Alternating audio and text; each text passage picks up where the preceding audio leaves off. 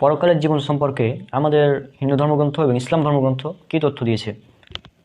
পরকালের সাধারণ হিন্দুদের মধ্যে একটি ধারণা আছে, সেটা হচ্ছে সাংসারা, অর্থাৎ জন্ম মৃত্যু চক্র। অর্থাৎ একবার জন্ম নেবে আবার মারা যাবে, আবার জন্ম নেবে আবার মারা যাবে, আবার জন্ম নেবে আবার মারা যাবে, এভাবে চলতে থাকবে। এই যে এটাকে বলা হয় সাংসারা চক্র। তো এই চক্রের কোনো কথা বেদে পাবেন না। এই ধারণাটা তারা পেয়েছে শ্রীমদ্ ভগবদ গীতা অধ্যায় নম্বর 2 শ্লোক নম্বর 22 থেকে। সেখানে বলা হয়েছে যে মানুষ যেমন জীর্ণ কাপড় ছেড়ে নতুন কাপড় পরিধান করে, ঠিক তেমনি আত্মা পুরনো দেহ ছেড়ে বা জীর্ণ দেহ ছেড়ে নতুন দেহ ধারণ করে। এটা তারা এখান থেকে তারা ধারণা নিয়েছে যে মানুষ মৃত্যুবরণ করে আবার জন্মগ্রহণ করে, আবার জন্ম আবার মৃত্যু, আবার জন্ম আবার মৃত্যু, অর্থাৎ জন্ম মৃত্যু চক্র চলতে থাকে। কিন্তু এই ধারণাটা বেদ এবং উপনিষদের সাথে কোনো জায়গায় নেই। এটা মানে তাদের নিজস্ব মতবাদ। বেদে যে ধারণাটা আছে সেটা হচ্ছে মৃত্যুর পরে একটি জীবনের ধারণা দেওয়া হয়েছে। সেখানে মৃত্যুর পরের জীবনের কথা বলা হয়েছে, স্বর্গ এবং নরকের কথা বলা হয়েছে। স্বর্গের কথা উল্লেখ করা হচ্ছে অথর্ববেদের 2 নম্বর কাণ্ড 34 নম্বর সূক্ত 4 নম্বর মন্ত্র। অথর্ববেদের আরও উল্লেখ করা আছে 4 নম্বর গ্রন্থ 34 নম্বর সূক্ত 4 নম্বর মন্ত্র।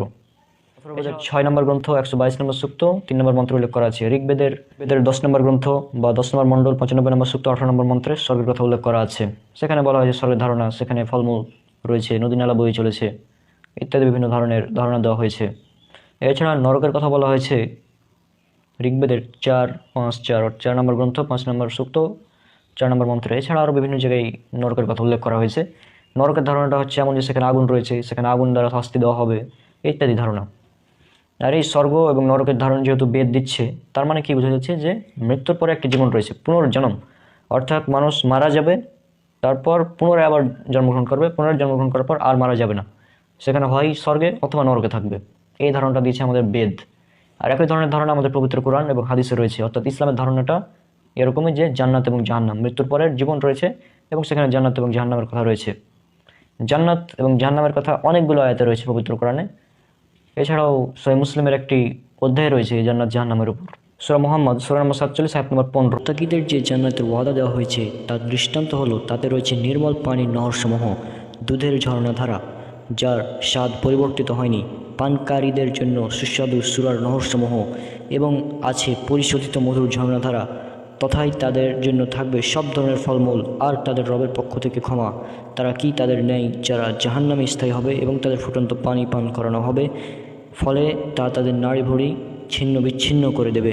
এবং জান্নাত এবং জাহান্নামের বর্ণনা বলে শেষ করা সম্ভব নয়। পবিত্র কোরআন অনেকগুলো আয়াত রয়েছে এবং সহিহ মুসলিমের একটি অধ্যায় রয়েছে। এছাড়াও আরও বিভিন্ন হাদিস গ্রন্থ রয়েছে। তো জান্নাত জাহান্নাম নিয়ে ইনশাআল্লাহ পরবর্তীতে আলোচনা করা হবে। এখন আমি আর জান্নাত জাহান্নাম নিয়ে আলোচনা করতে যাচ্ছি না। সূরা বাকারা সূরা নম্বর 2 আয়াত নম্বর 25 উল্লেখ করা আছে জান্নাতের কথা। এছাড়াও আরও বিভিন্ন জায়গায় উল্লেখ করা আছে জান্নাতের কথা। জান্নাতের বর্ণনাটা এমন যে জান্নাতের নিচ দিয়ে বয়ে গেছে নদী, সেখানে বিভিন্ন ফলমূল রয়েছে। অর্থাৎ একই ধরনের ধারণা, বেদে যে ধরনের ধারণা দিচ্ছে একই রকম ধারণা আমাদের পবিত্র কোরআন এবং আমরা সহিহ হাদিস থেকে পাই। তবে জান্নাত এবং জাহান্নামের বর্ণনাটা আমি এখন স্কিপ করছি, কারণ ভিডিও এমনিতে অনেক বড় হয়ে গেছে। আর এই যে এই সাংসারা মতবাদ যেটা বললাম, জন্ম মৃত্যু চক্র, অর্থাৎ জন্ম মৃত্যু যে চক্র রয়েছে, এই মতবাদটা আসার পেছনে একটি কারণ রয়েছে। কারণ সে সময় সাধারণ মানুষজন পণ্ডিতদের জিজ্ঞাসা করতো যে ঈশ্বর কেন অবিচার করেন, ঈশ্বর কেন কাউকে দুর্বল করে সৃষ্টি করেন, ঈশ্বর কেন কাউকে সবল করে সৃষ্টি করেন, ঈশ্বর কেন কাউকে মানে পঙ্গু করে সৃষ্টি করেন, ঈশ্বর কেন কাউকে অন্ধ করে সৃষ্টি করেন। এই মতবাদের এই প্রশ্ন যখন তারা করতো, তখন পণ্ডিতরা এর জবাব দিতে পারতো না।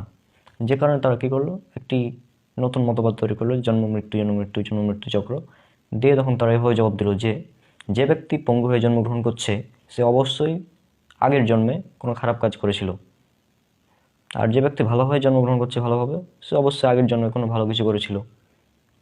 অর্থাৎ জন্ম মৃত্যু চক্রটা তারা মানে সেট করেছে। এরপরে আবার বলে কি, সে যদি ভালো কাজ করে মারা যায় তাহলে ভালো মানুষ হয়ে জন্মগ্রহণ করবে, আর যদি ভালো কাজ করে মারা না যায়, খারাপ কাজ করে মারা যায়, তাহলে খারাপ হয়ে জন্মগ্রহণ করতে পারে। আবার অনেকেই বলে যে পশু পাখি ইত্যাদি হয়ে জন্মগ্রহণ করবে। অর্থাৎ যেহেতু ঈশ্বর অবিচার করতে পারেন না, তাই ঈশ্বরের এই ধারণা দেওয়ার জন্য যে ঈশ্বর কেন মানুষকে পঙ্গু করে, অন্ধ করে ইত্যাদি করে সৃষ্টি করেন, এর জবাব দেওয়ার জন্য মূলত তারা এভাবে উত্তরটা দিয়েছিল।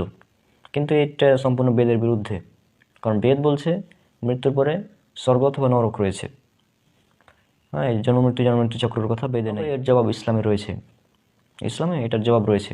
আল্লাহ সুবহানাহু ওয়া তাআলা বলেছেন পবিত্র কোরআনে, এটা উল্লেখ করা আছে সূরা আনকাবুত সূরা নম্বর 29 আয়াত নম্বর 2। মানুষ কি মনে করে যে আমরা ইমান এনেছি বললেই তাদেরকে ছেড়ে দেওয়া হবে আর তাদের পরীক্ষা করা হবে না? আল্লাহ সুবহানাহু ওয়া তাআলা আরো বলেছেন, উল্লেখ করা আছে সূরা মুলক সূরা নম্বর 67 আয়াত নম্বর 2। যিনি মৃত্যু ও জীবন সৃষ্টি করেছেন যাতে তিনি তোমাদেরকে পরীক্ষা করতে পারেন যে কে তোমাদের মধ্যে আমলের দিক থেকে উত্তম, আর তিনি মহাপরাক্রমশালী, অতিশয় ক্ষমাশীল। তাহলে ইসলামের যে ধারণা সেটা হচ্ছে আমাদের জীবন এটা পরীক্ষার জন্য। আল্লাহ সুবহানাহু ওয়া তাআলা আমাদেরকে সৃষ্টি করেছেন পরীক্ষা করার জন্য। আর সূরা আনফাল সূরা নম্বর 8 আয়াত নম্বর 28। আর জেনে রাখো তোমাদের ধন সম্পদ ও সন্তান সন্ততি তো এক পরীক্ষা, আর নিশ্চয় আল্লাহ তারই কাছে রয়েছে মহাপুরস্কার। সূরা বাকারা সূরা নম্বর 2 আয়াত নম্বর 155 এখানে। আর আমি অবশ্যই তোমাদেরকে পরীক্ষা করব কিছু ভয়, ক্ষুধা এবং জানমাল ও ফল ফলাদির স্বল্পতার মাধ্যমে, আর তুমি ধৈর্যশীলদের সুসংবাদ দাও। অর্থাৎ এই আয়াতগুলো থেকে স্পষ্ট যে আল্লাহ সুবহানাহু ওয়া তাআলা আমাদের সৃষ্টি করেছেন পরীক্ষা করার জন্য। আমাদের জীবনটাই পরীক্ষা, সম্পূর্ণ জীবনটা আমাদের পরীক্ষা।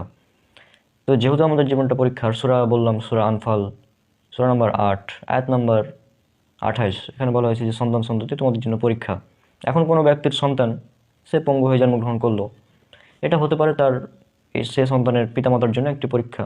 হয়তো তার পিতামাতা খুব ভালো মানুষ, পরেজগার, পাঁচ ওয়াক্ত নামাজি, তবে তার জন্য একটা পরীক্ষা যে ঈশ্বর তাকে পরীক্ষা করছেন, আল্লাহ সুবহানাহু ওয়া তাআলা তাকে পরীক্ষা করছেন যে এই সন্তান সন্ততির ক্ষতি করে, আর সন্তান সন্ততিকে এভাবে জন্মগ্রহণ করিয়ে, পঙ্গু করে জন্মগ্রহণ করিয়ে এরপরেও তারা আল্লাহকে বিশ্বাস করছে কিনা, এটা আল্লাহ পরীক্ষা করছেন।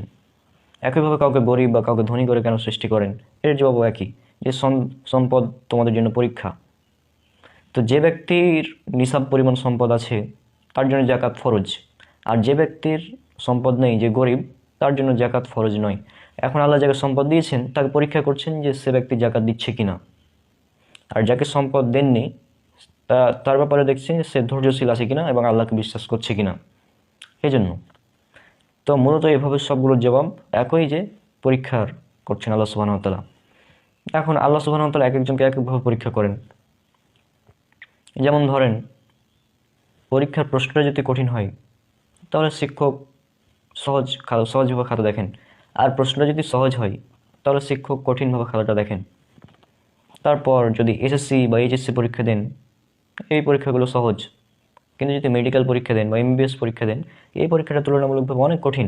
কিন্তু এসএসসি পরীক্ষায় পাস করে যে সম্মানটা পাবেন তার চেয়ে অনেক গুণ বেশি সম্মান আপনি পাবেন যদি এমবিবিএস পরীক্ষায় পাস করতে পারেন, অর্থাৎ আপনার লেভেলটা থাকবে ডক্টর। সুতরাং পরীক্ষা যত কঠিন পুরস্কারও তত বড়,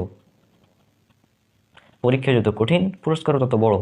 আর এই ব্যাপারটা সেই সময় পণ্ডিতদের মাথায় আসেনি, সেজন্য তারা এটা বলতে পারেনি। তারা বলেছে জন্মমৃত্যু চক্রের, যেটা সম্পূর্ণ বেদের বিরুদ্ধে যাচ্ছে। আশা করি এই ব্যাপারটা বুঝতে পেরেছেন যে জন্মমৃত্যু চক্র বলে কিছু নেই। মৃত্যুর পর একটা জীবন রয়েছে, হয় জান্নাত বা স্বর্গ, অথবা জাহান্নাম বা নরক। আপনি যদি ঈমান নিয়ে আসেন আল্লাহ সুবহানাহু ওয়া তাআলার প্রতি, তার ফেরেশতাগণের প্রতি, নবী রাসূলগণের প্রতি, কিতাবসমূহের প্রতি, পরকালের জীবনের প্রতি এবং ভাগ্যের প্রতি, তাহলে এবং ঈমান আনার পর যদি সে অনুযায়ী সৎ আমল করেন, তাহলে ইনশাআল্লাহ আপনি জান্নাতে প্রবেশ করতে পারবেন। আর এটাও আরেকটা পরীক্ষা, যাদেরকে আল্লাহ সুবহানাহু ওয়া তাআলা অমুসলিম পরিবারে জন্মগ্রহণ করিয়েছেন। রাসূল সাল্লাল্লাহু আলাইহি ওয়াসাল্লাম তো বলেছেন যে প্রত্যেক নবজাতক শিশুই জন্মগ্রহণ করে দ্বীনুল ফিতরের উপর, অর্থাৎ ইসলামের উপর। পরবর্তীতে তার পিতামাতা তাকে ইহুদি, খ্রিস্টান বা অগ্নি পূজারী, মূর্তি পূজারী ইত্যাদি বানায়। সহিহ বুখারী হাদিস নাম্বার 1358। তো এটা যেহেতু রাসূল সাল্লাল্লাহু আলাইহি ওয়াসাল্লাম বলেছেন, প্রত্যেক শিশুই জন্মগ্রহণ করে মুসলিম হয়ে জন্মগ্রহণ করে। এখন এটা আপনার জন্য পরীক্ষা যে আপনাকে অমুসলিম পরিবারের জন্ম দেওয়া হয়েছে, এটা আপনার জন্য একটি পরীক্ষা যে আপনি দুনিয়াতে থাকা অবস্থায় এই পরীক্ষায় পাস করতে পারছেন কিনা, অর্থাৎ সৃষ্টিকর্তাকে চিনতে পারছেন কিনা, সৃষ্টিকর্তাকে চিনতে পেরে সঠিক দিন গ্রহণ করছেন কিনা, এটা আপনার জন্য একটি পরীক্ষা। আর এই পরীক্ষাতে পাস করলে পুরস্কার অনেক বড়, আর ফেল করলে শাস্তি জাহান্নাম।